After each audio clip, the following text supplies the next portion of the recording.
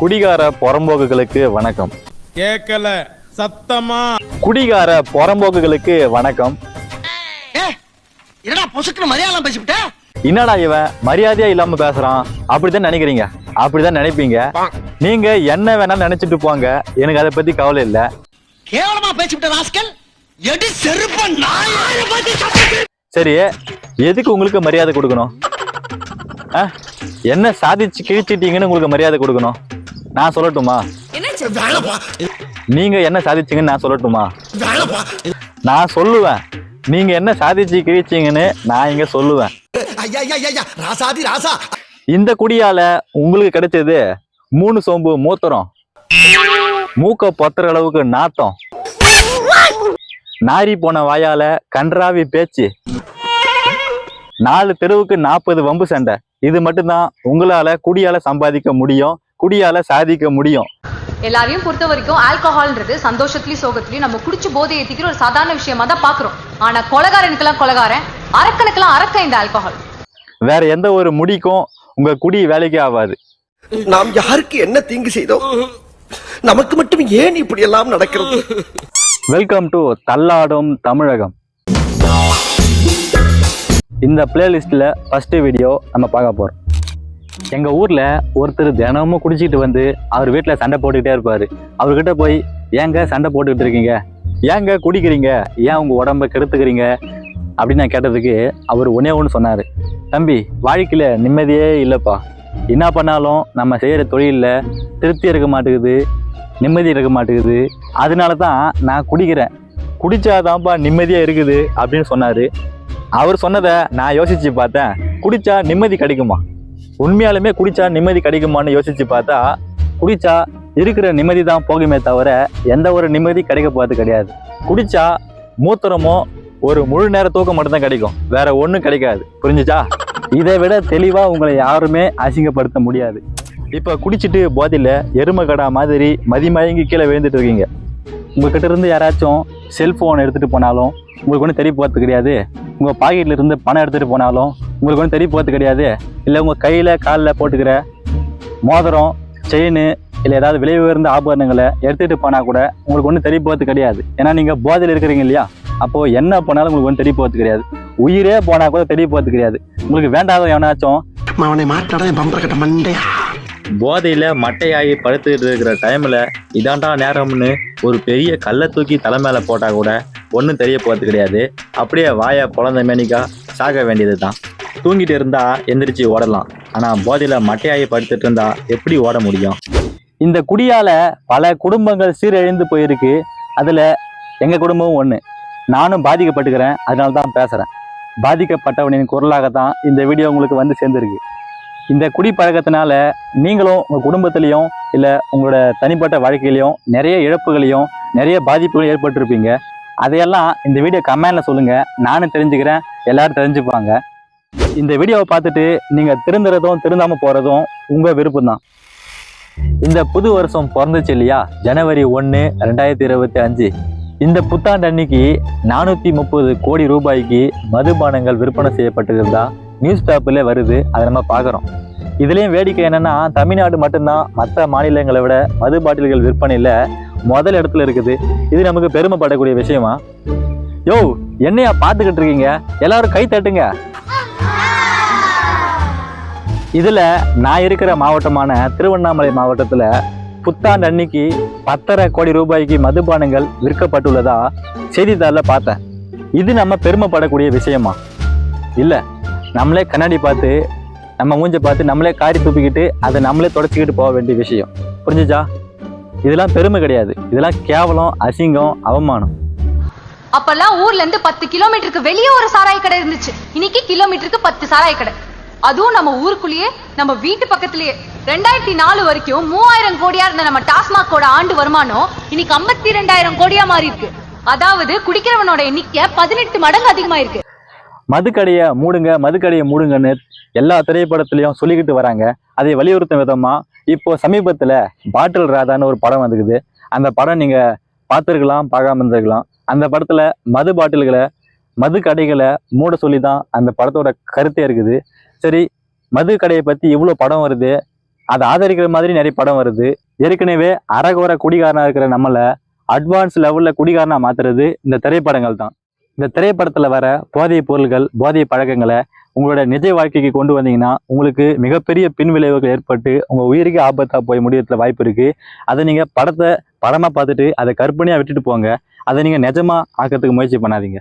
எந்த திரைப்படமா இருந்தாலும் அதுல இருக்கிற நல்ல விஷயங்களை மட்டும் எடுத்துக்கோங்க, தவறான விஷயங்களை தவிர்த்துடுங்க. சரி, மதுக்கடையை மூடிட்டா எல்லாம் சரியாயிருமா? எல்லா பிரச்சனையும் போயிருமா? எல்லாரும் திருந்தி வேலைக்கு போக ஆரம்பிச்சிருவாங்களா அப்படின்னு பார்த்தா அதான் கிடையாது. ஏன்னா மதுக்கடையை மூடிட்டா இன்னும் கள்ளச்சாராயம், பட்டாச்சாராயம்னு இன்னும் பல வடிவங்கள்ல இந்த போதைப் பொருள் உலாவிக்கிட்டு தான் இருக்கும். இதை தவிர்க்கவே முடியாது.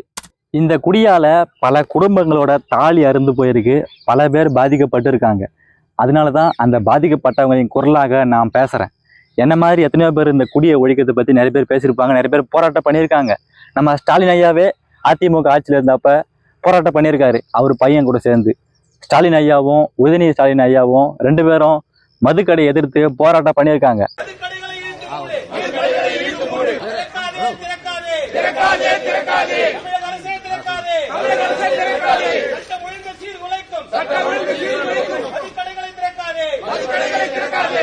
அது அவங்களுக்கு இப்ப ஞாபகம் இருக்குமானே தெரியல.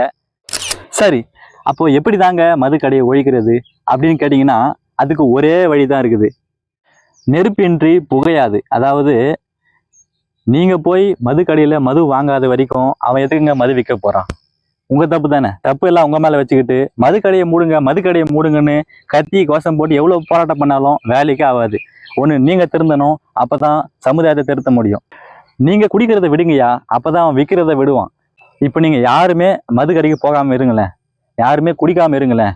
அவனா என்னடா அது போனி ஆக மாட்டேங்குது, என்னடா கலெக்ஷன் ஆக மாட்டேங்குது, என்னடா எவனுமே வாங்க வரமாட்டேங்கிறான் அப்படின்னு அவனே கடையை சாத்திட்டு கம்முன்னு கிளம்பி போயிடுவான். நீங்க போய் வாங்கிட்டே இருக்கிறதுனாலதான் அவன் வித்துக்கிட்டே இருக்கிறான். வாங்குறத விட்டீங்கன்னா தான் விற்கிறத நிப்பாட்ட முடியும். அதனால மதுக்கடையை ஒழிக்கணும்னா ஒன்று நீங்க தான் மாறணும், நீங்க அவங்கள மாற்ற முடியாது. புரிஞ்சுச்சா? ஏன்னா கவர்மெண்ட்டோட முக்கால்வாசி சம்பளமே இந்த மதுக்கடையில இருந்து தான் வருது. அந்த மதுக்கடையில சம்பாதிக்கிற வருமானத்தை வச்சு தான் அரசு ஊழியர்களுக்கு எல்லாம் சம்பளம் கொடுத்துட்டு இருக்காங்க தமிழக அரசு. நான் சொன்னதை தான் நம்ம ஸ்டாலின் ஐயாவும் சொல்றாரு, நம்ம தமிழக முதலமைச்சர் சொல்றாரு. ஏயா குடிக்கிறீங்க? குடிச்சு எதுக்கையா அழிஞ்சு போறீங்க? உங்க பணத்தை கொடுத்து உங்களுக்கு பாதிப்பு ஏற்படும் தெரிஞ்சு எதுக்கு அதை வாங்கி குடிக்கிறீங்க? போதையின் பாதையில் யாரும் போகக்கூடாதுன்னு மன்றாடி கேட்டுக்கிறேன். நீங்க பார்த்து பாதுகாப்பா வளர்த்த உடம்ப நீங்களே ஏன் கெடுத்துக்கிறீங்க? தீமைன்னு தெரிஞ்ச உடனே ஏன் விலை கொடுத்து வாங்குறீங்க? கெடுதல நீங்களே ஏன் தேடி போறீங்க அப்படின்னு கேக்குறாரு. காலையே ஒயின் ஷாப் துறையும் தப்பா தெரியல, நான் குடிக்கிறது தான் தப்பா தெரியுது. நீ விக்கிற, நான் குடிக்கிறேன். நீ விக்கிறதுனால தானே நான் குடிக்கிறேன். என் காசை கொடுத்து நான் குடிச்சிட்டு வெளியே போனா போலீஸ்காரன் ட்ரிங்கல் டிரைவர் கேஸ் போடுறான். நான் 2 வீலர்ல டிரைவரா வைக்க முடியும். ஒரு காலத்துல குடிச்சா அசிங்கம் அவமானம் நினைச்ச காலம் போய் இப்ப குடிக்கலனா தான் அசிங்கம் அவமானம் நினைக்கிற காலம் ஆயிடுச்சு. ஏய், சாராய குடிக்க மாட்டியா நீ? தள்ளு, சாராயத்தை இப்படி திறக்கணும்டா, இப்படி ஓப்பன் பண்ணணும்டா அப்படின்னு இப்போ சின்ன பசங்களை எல்லாம் கெடுத்துட்டு இருக்காங்க. 1000 பேர் குடிச்சிட்டு இருந்த ஊர்ல இன்னைக்கு 18,000 பேர் குடிக்கிறான். அப்பெல்லாம் குடிக்கிறவனை கேவலமா பார்த்தான், இன்னைக்கு குடிக்கலனா கேவலமா பாக்குறான். ஒரு காலத்துல பொண்ணுக்கு சமைக்க தெரியுமா, மாப்பிள்ளைக்கு குடி பழக்கம் இருக்கா அப்படின்னு கேட்டு கல்யாணம் பண்ண காலம் போய் இப்போ பொண்ணுக்கு சமைக்க தெரியலாலும் பரவாயில்ல, மாப்பிள்ளைக்கு குடி பழக்கம் இருந்தாலும் பரவாயில்ல அப்படின்னு ஏத்துக்கிட்டு கல்யாணம் பண்ற காலம் ஆயிடுச்சு.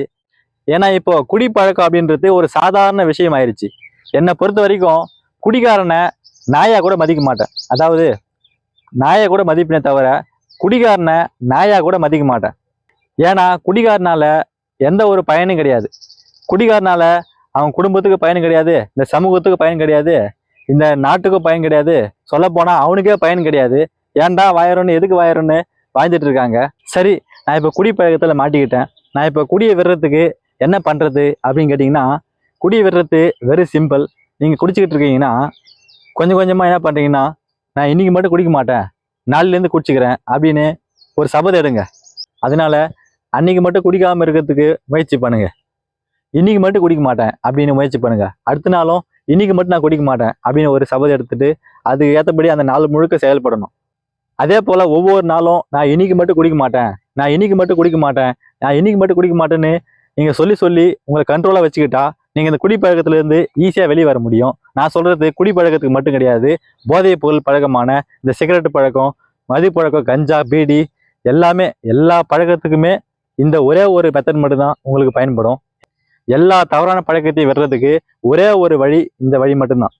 குடிச்சு நிறைய பேருக்கு ஆண்மையே போயிருச்சு. நாளுக்கு நாள் நம்ம நாட்டுல ஆண்மை இல்லாதவங்க அதிகமாயிட்டே இருக்காங்கன்னு அர்த்தம். இன்னைக்கு தண்ணிக்காக வெளிமாநிலங்கள்ல கையேந்திக்கிட்டு இருக்கிற நாம நாளைக்கு ஆம்பளைங்களுக்காக கையேந்த வேண்டிய நாள் ரொம்ப தூரத்துல இல்ல. எண்ணி 20 வருஷத்துல இது சாதாரணமா நடந்துரும். இந்த குடியால நிறைய உயிரிழப்புகள் ஏற்படுது. தினந்தோறும் குடியால நிறைய பேர் இறந்துட்டு இருக்காங்க. இந்த மதுவால நம்ம நாட்டுல 1 மணி நேரத்துக்கு ஒருத்தர் செத்துக்கிட்டே இருக்கான். நான் என்னதான் பண்ணாலும் என்னால குடியை விடவே முடியல, நான் குடிச்சாதான் உயிர் வாழ்வேன், என்னால குடி இல்லாம உயிரே வாழ முடியாது அப்படின்னு நீங்க நினைச்சிட்டு இருந்தீங்கன்னா, பூமிக்கு பாரமா சோத்துக்கு தண்டமா நீங்க பூமியில உலாவிக்கிட்டு இருக்கிறதுக்கு பதிலா ஒரு கயிறியோ இல்ல வேற ஏதாவது ஒரு நல்ல முடிவு எடுத்துருங்க. அது உங்களுக்கு நல்லது, இந்த சமுதாயத்துக்கு நல்லது. ஏன்னா குடிகாரங்களால ஒரு பயனும் கிடையாது இந்த சமுதாயத்தால. நான் குடிக்கவே இல்லையே, என்னால குடிக்காம இருக்க முடியும். இந்த குடி பழக்கத்தை பத்தி நம்ம சேனல்ல நிறைய வீடியோ வரப்போகுது. இதை பத்தி நிறைய பேச வேண்டியது இருக்குது. அதனால தள்ளாடும் தமிழகம் அப்படின்ற இந்த பெயர்ல ஒரு பிளேலிஸ்ட் ஆரம்பிச்சு ஃபர்ஸ்ட் வீடியோ இப்போ போட்டுட்டோமா, அடுத்தடுத்த வீடியோ வந்துட்டே இருக்கும். அதெல்லாம் மிஸ் பண்ணாம பார்க்கணும்னா என்ன ஃபாலோ பண்ணி வச்சுக்கோங்க. நான் உங்களை அடுத்த வீடியோவில் பார்க்குறேன். மக்களே, உங்களுக்கு நேரம் இருந்தா இந்த வீடியோலாம் பாருங்க. ஏதாவது வேலை இருந்துச்சுன்னா வீடியோ பார்க்க வேண்டாம்.